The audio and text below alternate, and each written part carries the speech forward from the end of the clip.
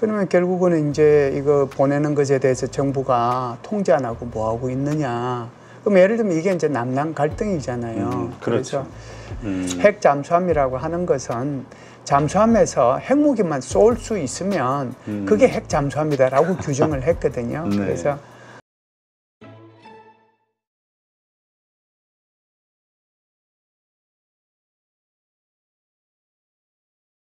네, 오늘 모신 분은 한국군사문제연구원 안보전략실장이시죠. 김열수 위원님 모셨습니다. 안녕하세요. 네, 안녕하세요. 네, 자 먼저 북한 관련해서 좀 질문을 드리겠습니다. 네네.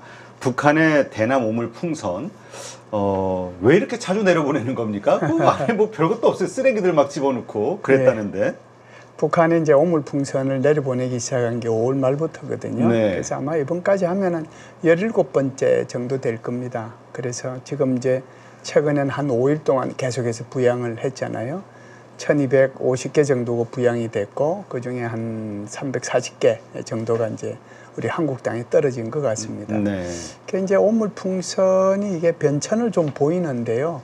처음에는 정말 말 그대로 분뇨가 들어왔잖아요. 그러니까 이제 뭐 한국 국민들은 말할 것도 없고 국제사회에서 정말 그 웃기는 나라다라고 얘기하니까 분뇨가 빠졌어요. 그래서 이제 두 번째는 분뇨가 빠지고 쓰레기만 보냈는데 네. 그 쓰레기에는 그냥 종이 쓰레기도 있었지만 이제 북한에서 이렇게 입다가 남은 옷가지들, 양말들 이런 것도 같이 보냈는데 그걸 이제 주워서 보니까 그 가난함이 거기 이제 양말도 기우고 옷도 기우고 뭐 심지어 이제 속내까지 기운 그런 흔적들이 다 있잖아요. 그렇죠. 막 꼬맨. 그렇죠. 그런 게 다시 또 이제 언론에 나가니까 북한으로 봐서는 이게 뭐 선전을 하려고 보냈는데 이게 손해 본다고 생각하니까 그걸 뺐죠. 이제 세 번째로 넘어간 것이 이제 종이만 보냈거든요. 그래서 저는 이제 종이 폭탄만 이렇게 종이만 떨어진 것만 한번 가서 현장에서 직접 봤는데 그때는 정말 그 아무것도 없는 그 좀 검은 노란색 그러니까 주황색 계열의 그런 종이를 잘라서 보냈더라고요. 네. 그래서 제가 이제 그때는 어떻게 뭐 방송국에 가서도 그런 얘기를 했습니다만 아마 이거 곧 종료할 거다. 왜 그러냐면 종이가 굉장히 귀하거든요. 북한에서 보낼 리가 없어요. 지금은 이제 최근 한 5일 이렇게 온 걸 보면 요게 이제 4번째 유행인데 요거는 이제 완전히 빈 종이가 아니고 정말 쓰레기 종이 그리고 여기 이제 플라스틱 병 이런 것들을 주로 해서 이제 지금 보내고 있거든요. 그래서 이제 북한이 잠잠하다가 이렇게 최근에 보낸 이유가 있는데 요것은 이제 지난 7월 말에 압록강 유역에 엄청난 수해가 났잖아요. 네. 그래서 이제 한 달 정도 지나면서 어느 정도 극복을 했다라고 판단을 하고 그리고 이제 한국에 대해서 이렇게 쓰레기 풍선을 보내기 시작하는데 몇 가지 이유가 있습니다. 하나는 우리의 그 민간 시민단체가 이렇게 개별적으로 북한으로 보내는 것에 대한 대응한다는 차원이 북한에서는 있을 거고요. 우리가 날리는 풍선들. 그렇죠. 두 번째는 이제 북한 스스로가 이렇게 날려 보냄으로써 아마 데이터를 좀 구축할 겁니다. 나중에 이제 필요하면은 사용하겠다는 그런 의미가 있겠죠. 그래서 지금까지 이제 쭉 날려 보낸 것이 도대체 이제 어느 정도 거리로 어느 정도로 많이 이렇게 가는지 하는 것을 계속 데이터를 구축하면 나중에 북한이 한국을 향해서 필요하다라고 하면 자기네들이 화학이나 생물학 무기나 이런 것들도 사용할 수 있고 거기에 이제 포탄을 매달아서도 보낼 수도 있거든요. 네. 그런 데 대한 이제 데이터 구축의 문제가 있고요. 세 번째는 이제 남남 갈등을 일으킬 수 있다라고 하는 것이 가장 큰 건데요. 지금은 이제 이게 북한이 보내는 걸 보면 거기에 이제 타이머도 달려 있고 기폭 장치도 달려 있어요. 그래요? 근데 이제 그게 떨어지다 보면은 자동차 위에 떨어지면 이제 이렇게 트렁크 부분 거기가 이제 푹 깨지기도 하고 그다음에 앞 유리창이 깨진 것도 있고 어제 같은 경우에도 보면 어디 우리 경기도 어느 지역의 공장에 그게 기폭 장치가 터져가지고 불이 나기도 했거든요. 지금은 이제 여름에 막바지이긴 하지만 가을 겨울로 접어들고 그러면 그것이 이제 산에 떨어지고 나면 산불이 날 거 아니에요. 그렇죠. 그러면 결국은 이제 이거 보내는 것에 대해서 정부가 통제 안 하고 뭐 하고 있느냐.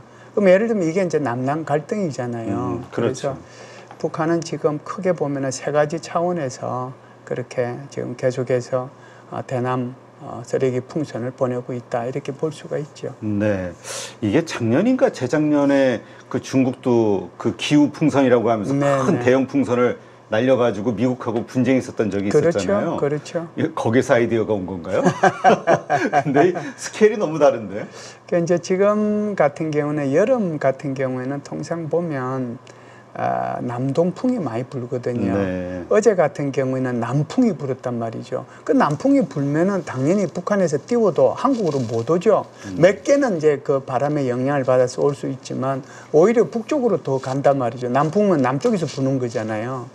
오늘 바람의 풍속을 보니까 오늘은 북동풍이 불더라고요. 그래서 이제 오늘 같은 경우에는 북한에서 띄우기가 좀 괜찮을 텐데 전체적인 우리 여기 한반도의 기상 조건을 봤을 때 통상 이제 가을, 겨울, 봄 이런 봄까지는 북서풍이나 북동풍이 불어요. 그래서 오히려 북한이 이런 이제 풍선 작전을 하기에 이제 적합한 거고 여름에는 적합하지 않거든요. 네. 그럼에도 이제 계속적으로 이렇게 하는 것은 아무래도 김여정이가 한 말이 있어서 그 말을 실천하느라고 아마 군부에서 북한 군부에서 바쁘게 이렇게 움직이지 않는가라고 보고요. 이런 것들을 통해서 우리가 이제 경각심을 가져야 될 것은 참 좋은 말씀을 하셨는데 이제 작년 재작년 미국으로 떠난 큰 풍선은 이게 일종의 관측 장비거든요. 네. 소위 말해서 이제 그걸 통해 가지고 필요한 부분을 이제 촬영도 하고 그 촬영된 것을 보내기도 하는 그런 역할을 한단 말이에요. 아주 근접해서 촬영을 하니까 굉장히 선명도가 높겠죠. 네. 해상도가. 한국 같은 경우에도 지금 계속해서 이게 날라오고 그냥 쓰레기만 들어있고 그러니까 마치 우리가 그냥 그러려니 하고 그러는데 마치 이것은 이제 가마솥에 있는 개구리 같이 된다는 거죠. 그래서 개구리가 그 안에 있으면 따뜻해지니까 그냥 그 안에서만 놀잖아요. 밖으로 나올 생각을 안 하고. 우리가 우리의 의식이 그럴 수 있는데 그런 순간에 북한이 거기다가 정말 도발을 할 수 있는 것들을 보낼 수 있거든요. 그래서 항상 경각심을 가지고 그런 풍선을 바라볼 필요가 있다 이렇게 저는 생각합니다. 네, 이게 이러한 것들 때문에 좀 긴장도를 낮추기 위해서 그 우리 시민사회단체에서 보내는 그 95B라 뭐 이런 것들 있잖아요. 네. 이런 것들이 지금 제재를 우리가 하고 있나요? 아니면 그쪽은 그냥 계속 보내고 있나요? 그게 이제 문제가 되는 건 이런 거죠. 예를 들어서 이제 A 시민단체가 매월 며칠 매치에 어느 지역에서 이걸 보내겠다고 그러면 그게 사실상 안전 문제도 중요한 거거든요. 그렇죠. 그러니까 그 안전 유지를 위해서 그쪽에서 그런 것들이 일어나지 않도록 제재 활동을 할 수 있는데 이걸 언제 하는지 알 수가 없단 말이죠. 비밀로 하겠죠. 게다가 이제 이게 무슨 뭐 굉장히 큰 장비가 필요하냐면 그런 것도 아니잖아요. 그냥 소형 트럭 하나에다가 기구 이렇게 할 만한 거 실어가지고 가서 그냥 띄워버리니까 그걸 발표하지 않는 이상은 알 수가 없고 특히 이제 야간에 야산이나 이런 데 가가지고 도로가 끝나는 부분에 가서 이렇게 하면 그럼 주민들도 알 수 없는 거거든요. 그렇죠. 그러니까 이제 이게 어떻게 보면 국가에서 주도적으로 하는 게 아니잖아요. 시민사회단체. 예, 말리려고 하지만 시민사회단체가 하는 거고 그것이 또 그들의 입장에서 보면 북한의 자유와 또 북한의 민주화를 위해서 어느 정도 기하는 면이 없는 것도 아니잖아요. 네. 이제 또 우리 헌법재판소에서 그런 것들이 표현의 자유가 있기 때문에 억제하면 안 된다고 판결까지 한 그런 마당에 그걸 이제 어떻게 통제할 방법이 있는 건 아니거든요.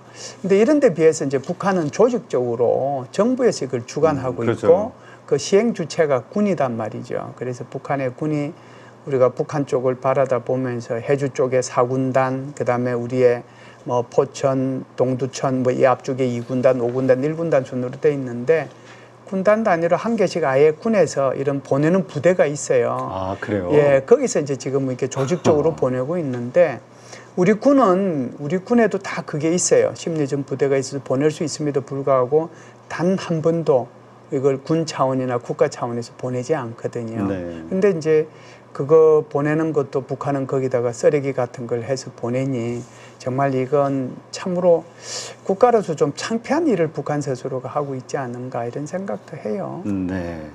자, 북한 구구절. 네. 이건 어떤 걸 얘기하는 겁니까?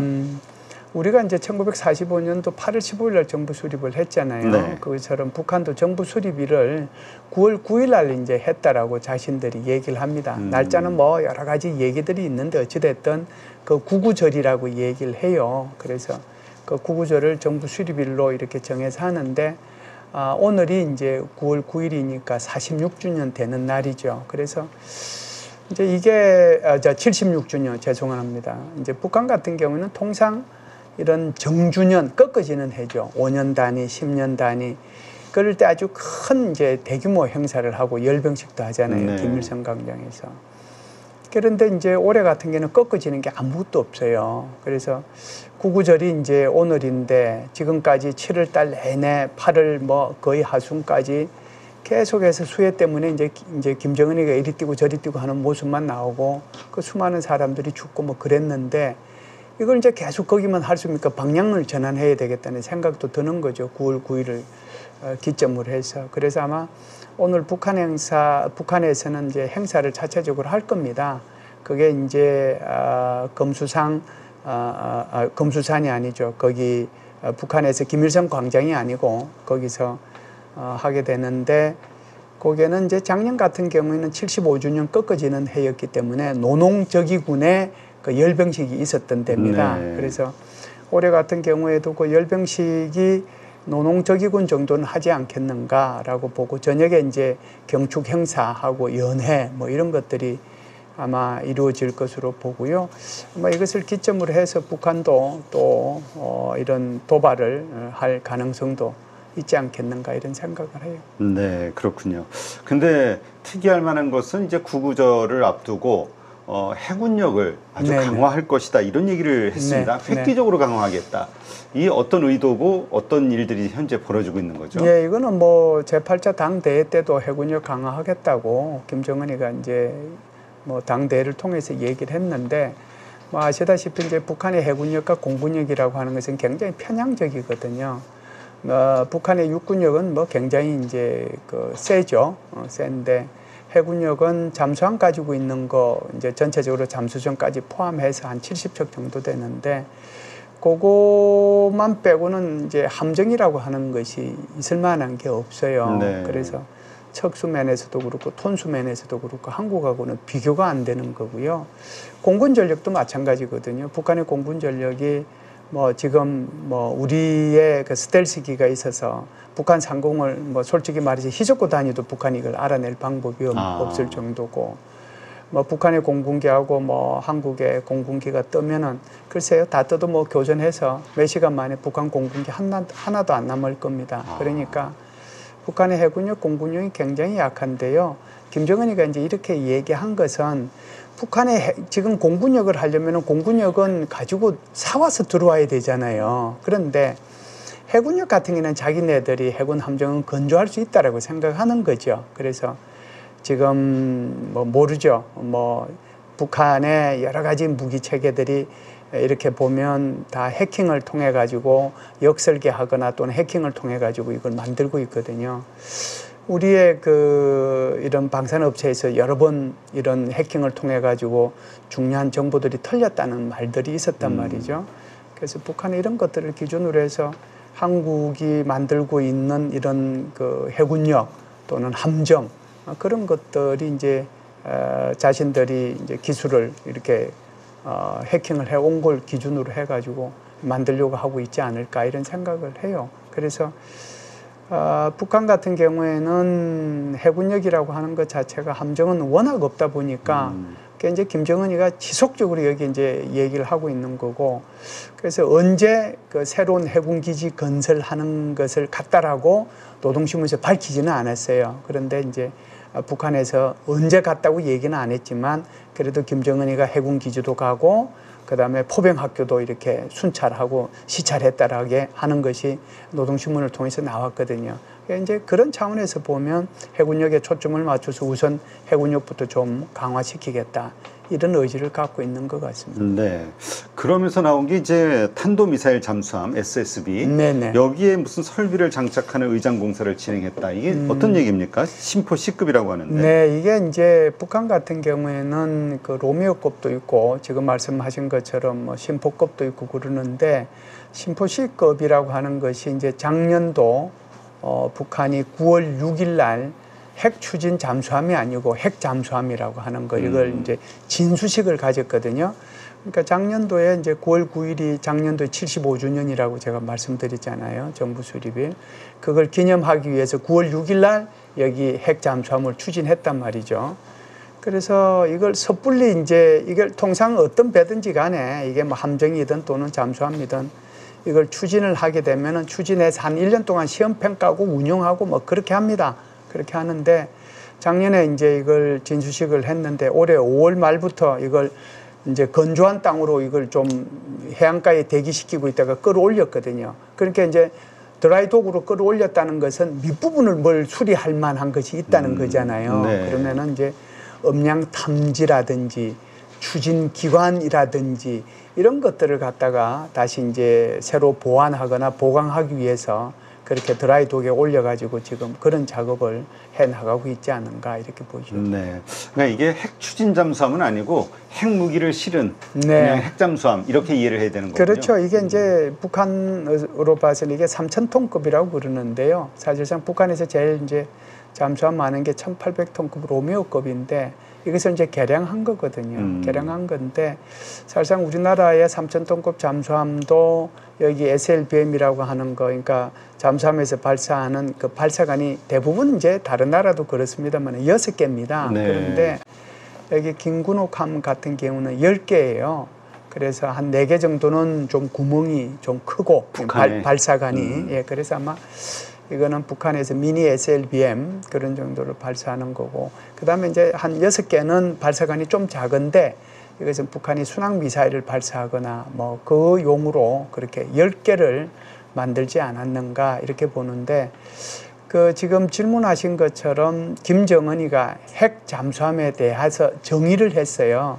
핵 잠수함이라고 하는 것은 잠수함에서 핵무기만 쏠 수 있으면 그게 핵 잠수함이다라고 규정을 했거든요. 네. 그래서 우리가 이제 통상 핵 엔진을 통해 가지고 핵 추진을 하면서 핵무기를 쏘는 잠수함도 있고 괜찮으면은 이제 디젤로 이렇게 움직이면서 핵무기만 쏘는 잠수함도 있고 또 핵 추진을 하되 그냥 재래식 무기만 쏘는 잠수함. 그 명칭이 조금씩 다른데 어찌됐든 김정은은 뭐 그것을 핵 잠수함으로 정의를 했기 때문에 그래서 이것을 전술 핵 잠수함이다. 북한에서는 이렇게 부르죠. 지금 알려진 바로는 몇 대나 가지고 있나요? 한 대죠. 한 척. 네네, 한 척. 한 척 가지고 있고요. 앞으로 뭐 더 만들으라고 그러는데 글쎄요. 일단 한 척이 이제 제가 좀 전에도 말씀을 드렸습니다만은 9월 달에 진수해서 5월 달에 이제 해안가로 데리고 와서 그걸 드라이독으로 올려서 계속해서 지금 보강 작업하고 있잖아요. 보강 작업해서 다시 내보내서 또다시 진수할 거잖아요. 그러면 또다시 평가해야 돼요. 그게 문제점들이 엄청나게 저는 많이 드러났다라고 저는 지금 생각하거든요. 핵이라는 것 때문에 우리가 되게 엄청나게 그렇죠. 느껴지지만 네, 그게 1,800톤급을 그냥 개량해서 3,000톤급으로 만들었기 때문에 저는 작년에 이걸 진수할 때 야 저게 깔아앉았다가 안 뜨면 어떡하지 그런 생각까지 제가 했거든요. 네. 그리고 이제 물론 그것이 진수식을 할 동안에 그 잠수함에서 단 한 번도 SLBM을 발사를 안 했어요. 무서워서 못하는 거거든요. 그래서 그런 과정들이 또다시 거쳐져서 완전할 때 그때 두 번째 핵 뭐 잠수함이라고 하는 것도 만들 수 있지 않을까라고 생각하는데 조금 시간은 걸릴 겁니다. 지금 이쪽에 그 해군 기술, 무기 기술, 네네. 선박 기술 우리가 어떻게 봐야 됩니까? 아까 말씀하시기로는 만약에 우리 해군끼리 부딪히거나 공군끼리 부딪혔을 때 금방 다 괴멸시킬 수 있을 것이다 말씀하셨는데 네네. 차이가 그렇게 많이 납니까? 아우 많이 나죠. 많이 납니다. 해군력하고 공군력은 차이가 많이 나요. 특히 이제 공군력이 가장 차이가 많이 나고요. 네. 그래서 이제 북한 같은 경우에는 공군력이 안 되니까 이제 이걸 드론으로 막으려고 드론으로 그걸 보강하려고 그쪽에다가 지금 뭐 사생 결단을 하다시피 하고 있는 거고요. 해군력 같은 경우에는 이제 비대칭적 무기죠. 잠수함만 이제 발전을 많이 시켜놨거든요. 네. 그래서 잠수함 같은 경우도 지금 건조한 지가 굉장히 오래돼서 아마 곧 퇴역할 잠수함들이 이제 아마 많이 있을 겁니다.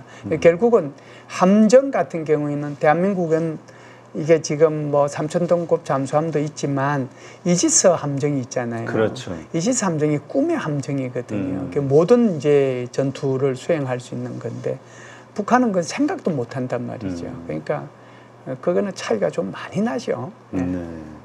자, 그러나 어쨌든 뭐 여기다 이렇게 돈을 쏟아붓고 있는데 지금 뭐 북한 경제 우리가 뭐 다 알다시피 되게 어려운 걸로 알고 있잖아요. 그렇죠. 이번에 또 수해가 또 심각하게 난 모양이에요. 네네. 이 수해 여기에 대한 지원이 만약에 부족하거나 그랬을 때 또 이 불만 세력이 생길 수밖에 없잖아요, 주민들의.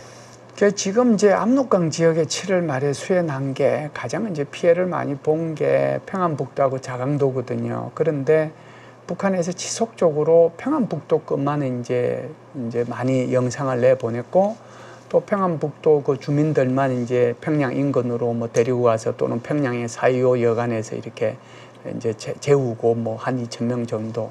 그러니까 이게 이제 쇼하는 거죠. 그런데 실제로 이제 피해는 어디서 많이 났냐면 자강도에서 많이 났거든요.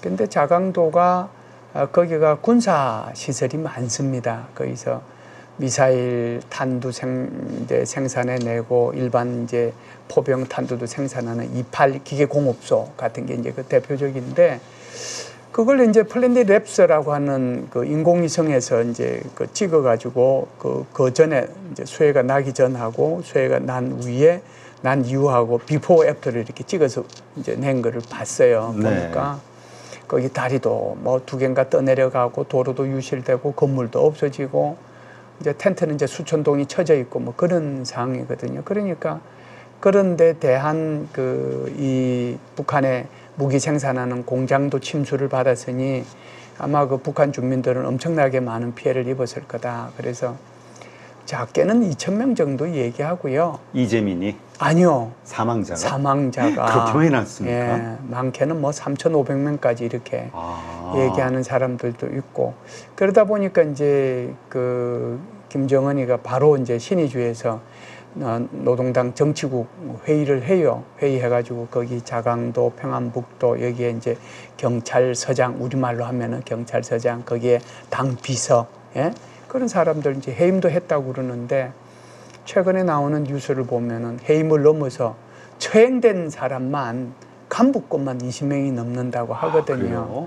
그러니까 그 정도 엄청난 피해가 난 거죠. 근데 문제는 이런 것들을 이제 한국 같으면은 1명이 나든 2명이 나든 이게 실시간으로 뭐 전 국민이 아는 그런 시스템이 구축이 돼 있잖아요. 북한 같은 그게 안 되는 거죠. 모든 게 차단이 되고 아무리 뭐 이렇게 자기네들도 손전화기가 있다고 하더라도 그런 것들을 마음대로 이렇게 보내고 할 수 있는 그런 상황이 안 되니까 엄청난 피해가 난 것만은 사실인 것 같습니다. 네. 네.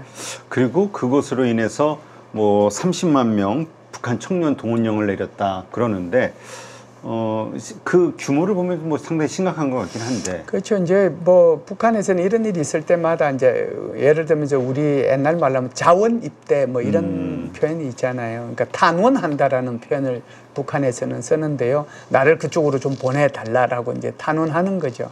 그러니까 젊은 청년들이 이제 자강도하고 평안북도 이런 게 있으니까 그 복구 작업에 나를 좀 보내주시오라고 이제 단언한다는 것은 그건 이제 일종의 심리전이고 선동이잖아요. 네. 그런 것들을 통해 가지고 그 사람들을 보내서 복구를 하는데 복구라고 하는 게 이런 거잖아요. 긴급 복구가 있을 거고 영구 복구가 있을 텐데 북한이 이걸 영구적으로 좀 복구를 해야 되는데 영구 복구를 못 한단 말이죠. 그러니까 그냥 어떻게 보면은 눈 가리고 아웅식으로 땜질식 복구밖에 못하는 거잖아요. 그 사람들이 갔는데 그 사람들이 가지고 있는 장비가 뭐 있습니까?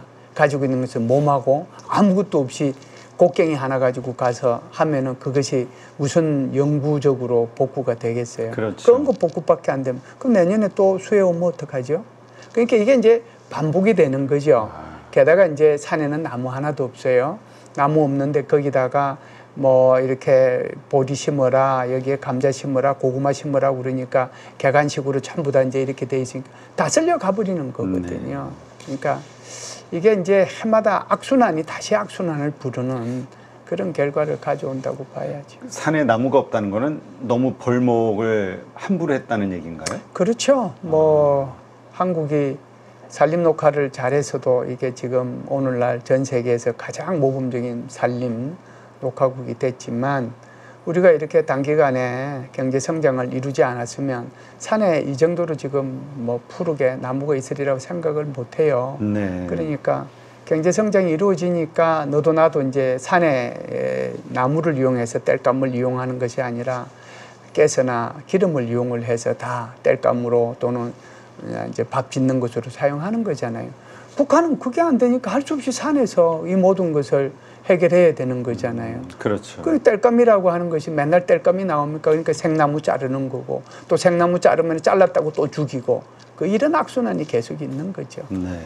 하여튼 이러한 일들이 계속 우리 북한 지도부 이거 불안하게 만들고 잠 못 자게 하는 요소들이 되겠네요. 여기서 어디서든 불만이 터져 나올 수밖에 없는.